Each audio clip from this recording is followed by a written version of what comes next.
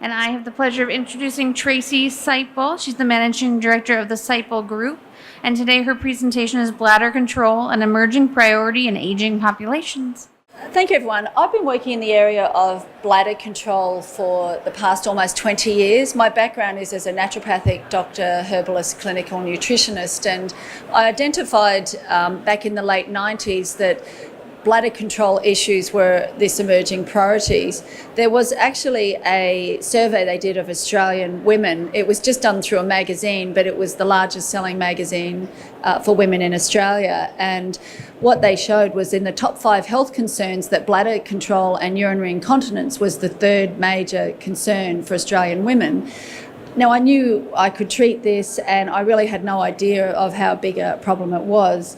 So I developed the first formula in 1999. We launched that in the USA in 2002, where we were very well accepted. In 2006, I won a Nutrition Business Journal Award because they saw I had actually opened a new category for bladder control, and they saw the size of the market as well.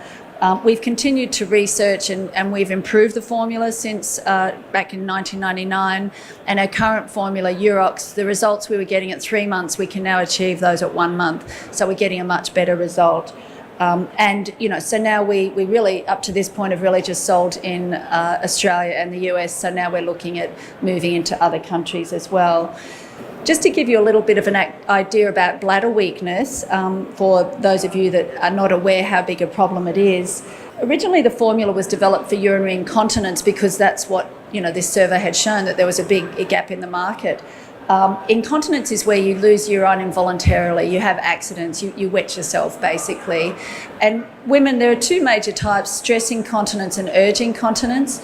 So women have more stress incontinence where stress is placed on the pelvic floor, and if they jump, laugh, cough, sneeze, they don't get any warning and lose urine.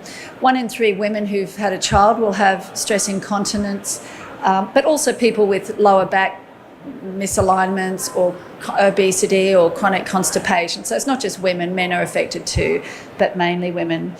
In 2002, overactive bladder, the International Continence Society coined the term overactive bladder because it was a syndrome and this set of symptoms where people have urgency, that they have to rush to the bathroom, and if they don't get there in time, they have an accident or urge incontinence.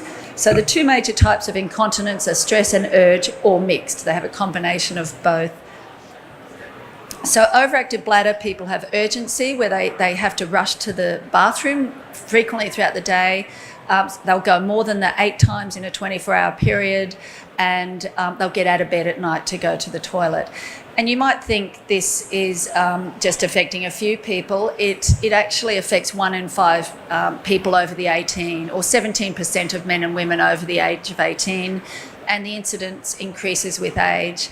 I've got US figures, so I hope you'll bear with me, but in the US population, 50 million Americans have bladder weakness, either overactive bladder or urinary incontinence, and currently their only options available for them are pads, drugs with intolerable side effects, or just putting up with it. So they really don't have anything to help them. I've got here who is affected.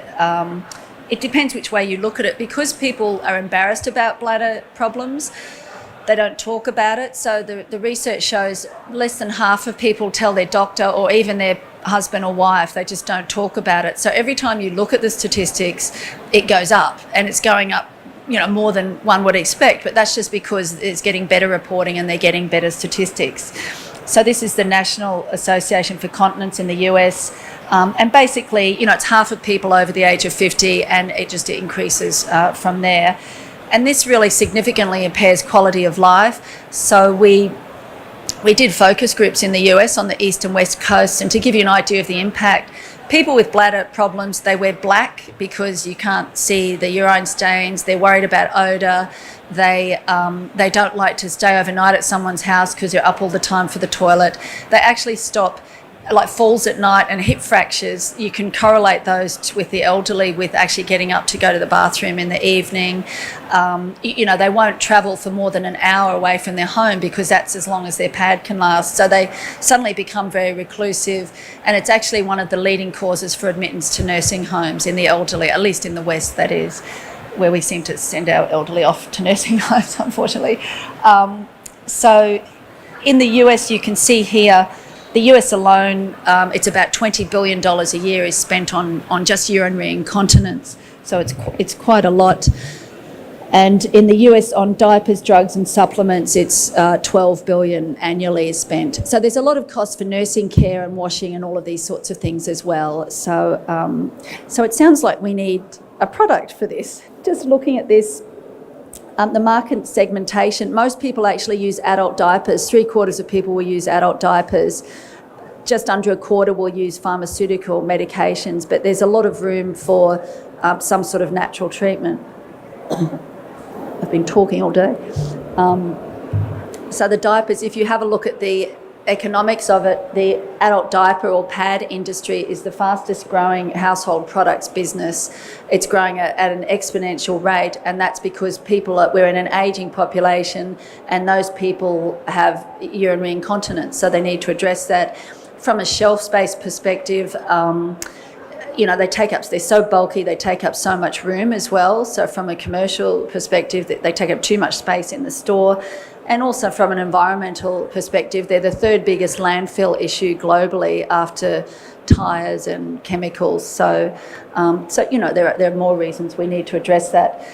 The drug medications for urinary incontinence and overactive bladder are largely anticholinergic, antimuscarinic drugs. So what they do is they have the unfortunate side effect of dryness. So people get dry eyes, dry mouth, dry vagina. If you're prone to cold sores, your mouth's so dry that you start to break out. They also know they cause memory loss, but the JAMA, the Journal of the American Medical Association, a couple of years ago, their front page article was that these drugs actually give you permanent memory loss. So the incidence of dementia and Alzheimer's increases with the use of these medications as well. So if we can find something that works on a different mechanism of action, that would be good as well.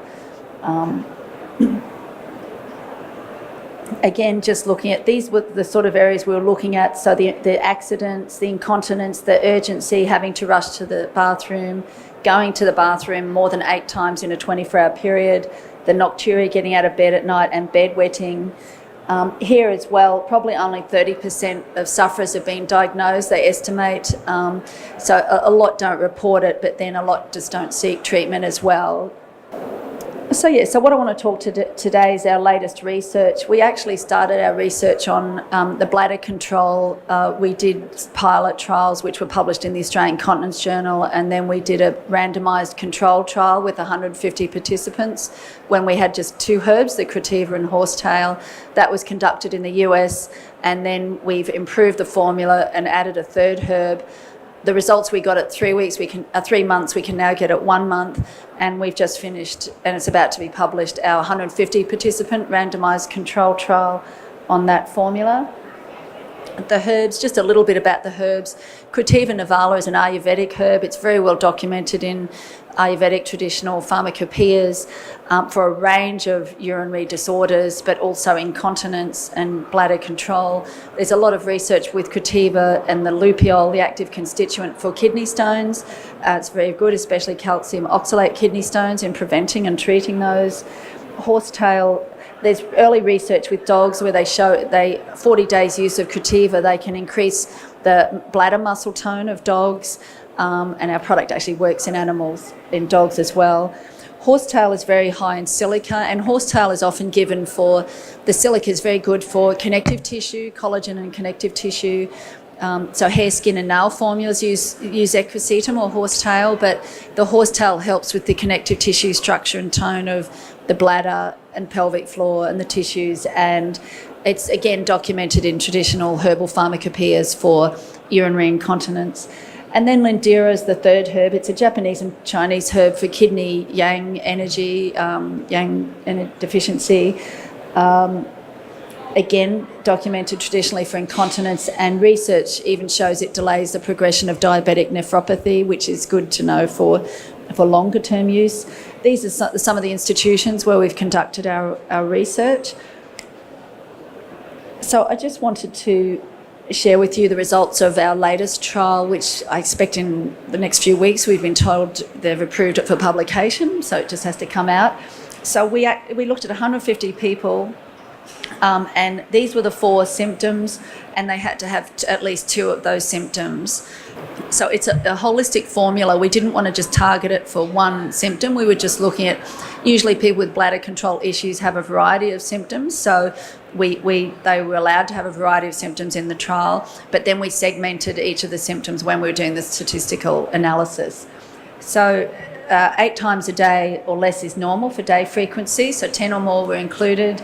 Nocturia, getting out of bed once at night, is still considered normal, so 2 or more they were included. The urgency, they shouldn't have any urgency and incontinence, so more than 2 a day, and they were included in the trial. So they weren't extreme cases. We were trying to get an average population sort of picture here, and they had to have them for at least 6 months, and then they were given either the dummy placebo or the active Urox capsule.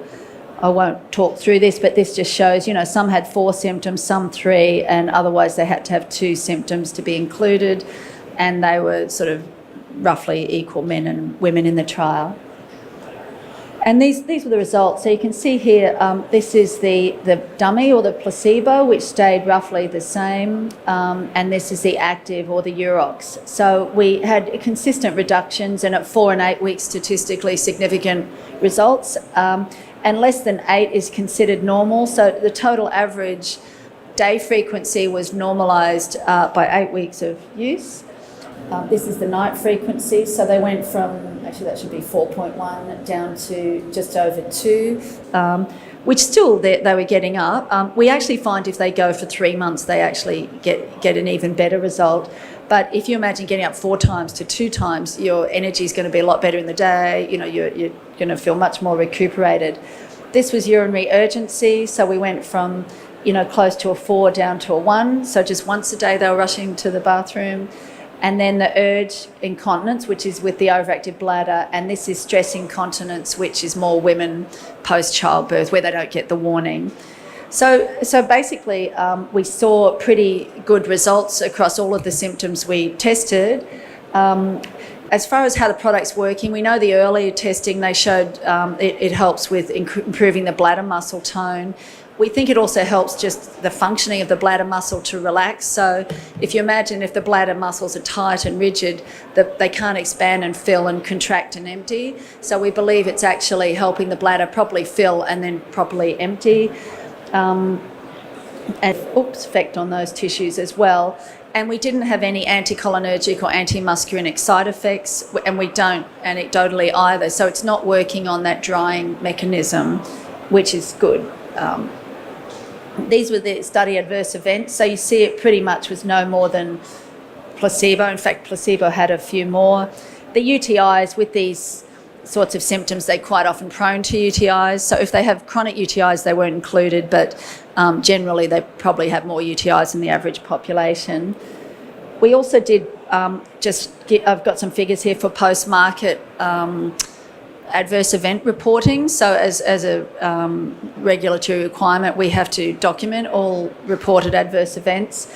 And we're looking at on a base of just these direct customers over this period, so 160,000 just under users, and we had less than 0.07% reporting adverse side effects. So that is matching with what we found in the research. And the symptoms were, it either didn't work or they said it made it a bit worse, or their bladder symptoms or digestive complaints, like they felt a bit queasy or diarrhea, constipation, or we had some allergic reactions. There was no full anaphylactic shock, but we did have like some with hives, with swelling.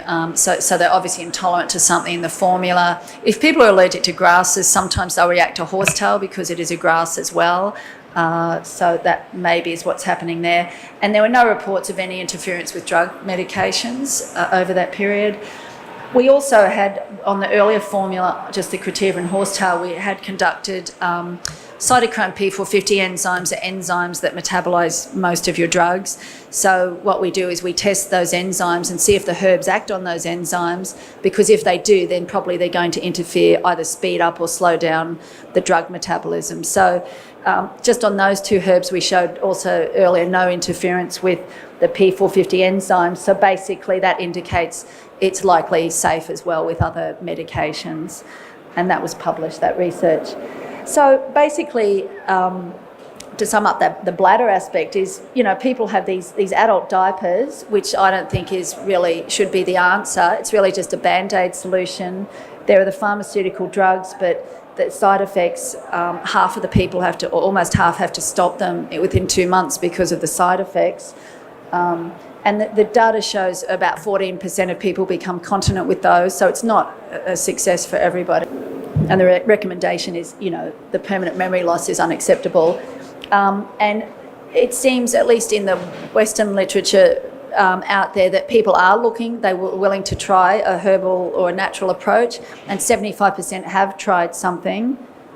They mustn't have tried ours, but they've tried something. But, there's not a lot of research out there. I've just done a bit of a comparison as well. This is Urox, and there's also soy and pumpkin seed is another herbal product out there for bladder control, and Archangelica. They're the only ones with randomised placebo-controlled research. And you can see they've had these ones have had a higher dropout than ours. Urox is the only one with men and women. These were just women and men. And then we had a greater reduction in frequency, nocturia, the urgency, and we were the only formula that actually reduced urinary incontinence, according to the research. In fact, the Archangelica really showed, I think they say it's the #1 selling in Europe, but their research shows it doesn't work for urinary incontinence or the nocturia, but there's a trend towards improving sleep. So this is the retail price in the US and Australia, roughly $40 a month. And if you have a look, pads, like most people will reduce and often come off their pads with them. But, we're looking more even just for the quality of life effects with that as well. I did just want to touch on, because we look at other areas in the bladder category, and just male lower urinary tract symptoms, or LUTs as we call them. So LUTs are pretty much, there are 3 categories they look at. You have a storage problem where the bladder can't hold the urine properly, an emptying problem where the bladder can't get the urine out, or painful symptoms, which is very rare. So storage problems are where you get the urgency, the frequency, and the incontinence, and they're due to overactive bladder. Whereas emptying problems are largely benign prostatic hyperplasia is one of the, for men, older men would be the main reason. And that's where the prostate, which sits just underneath and behind the bladder a little bit, as it gets larger, it actually starts to constrict the urethra, or the urine outflow tube. So it means the flow is weaker. Men have to push very hard, which then causes secondary bladder problems, like the muscles in the neck get tight. If you're sitting at your computer all day, the bladder muscles get tight and quite rigid, and then can't relax and fill and contract. Male LUTs are not just due to BPH, and that's really what everybody out there is treating from a retail, public, self-prescribing approach. I mean, of course, doctors and specialists would be focusing and treating appropriately. There are all these prostate formulas out there, but they're only treating this section. You've then got all the men with overactive bladder, and that's the reason for their lower urinary tract symptoms. And they're the men who don't respond to the saw palmettos and the pumpkin seeds and all the treatments that they use for prostate. So what we've done with our Prorox is we've actually combined Urox with the clinically proven prostate improving herbs. And so rather than just approaching half the story, it's a much more comprehensive way to treat male lower urinary symptoms, and men who don't get effects on just the straight saw palmetto or other prostate formulas will get results on that formula. So it supports the prostate and the bladder, and these are just some of the straight results just using the Prorox. So reduces nocturia better than the Urox alone. So they go from a high, moderate to a low. And the urinary frequency, again, we got them within below 8 within 2 months of use. And just to finish up, our formula over the years, we've had a lot of people saying, can I use this in my child for bedwetting? And yes, they can. So we know anecdotally it works. We've had a lot of people using it. And what we do now is we've just brought out a dedicated product for bedwetting with the appropriate dosage for children. So children up to the age of 5, it takes a while for the neural pathways to the bladder to establish and for the bladder to properly communicate. So below 5, it's sort of normal for a child to have bedwetting. But if they're continuing beyond 5, really that's sort of an issue that you might want to address. Currently, probably the standard treatment for children is nasal spray of antidiuretic hormones, so they don't produce the urine overnight. But what the Urox for children does is it helps just increase the tone of the bladder muscle, and we find people with multiple sclerosis respond quite well for the bladder to our formula. So maybe it's helping just establish that communication between the bladder and the brain a bit faster as well. These are just some statistics of children who wet the bed, and again, if it's something that's never affected you or your family, it's not an issue. But we have children 9, 10, 12, 14, 15 who are still wetting the bed, and it's very embarrassing. It affects their confidence. So there is something they can do about it. That's a sort of a natural, well-tolerated treatment that's not going to produce side effects, but just helps them establish that. And that's the bedtime buddy. And they're the dosage. So the time frame for bedtime buddy is usually within 2 to 4 weeks they get a good result, but they probably need to continue for a few months on it before they wean down off it. So 6 to 9 months is the usual treatment time frame for that. So that's all I wanted to talk about. And, my children say, Mum, are you the bladder queen? Because my world is bladder. But it's just something I've been quite passionate about, and it's something nobody else has been addressing, that we can have all of these natural solutions that are, at least as effective as other alternatives out there without the side effects. So, where it stands C20, if you want to discuss that, but, I think it's a good viable option. So thank you for coming.